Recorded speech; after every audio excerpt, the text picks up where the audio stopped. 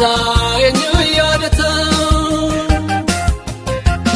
utuun siin qabu gooftaa kon badu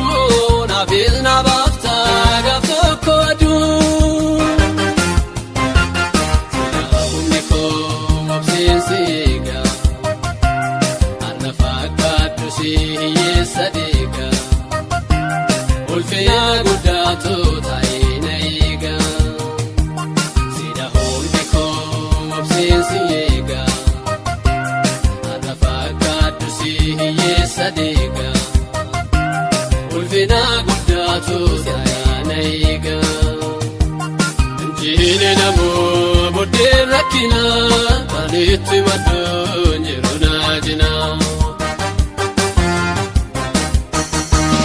enjoli waamuri fagoo golorma ankoo jireenyi ya goofta suma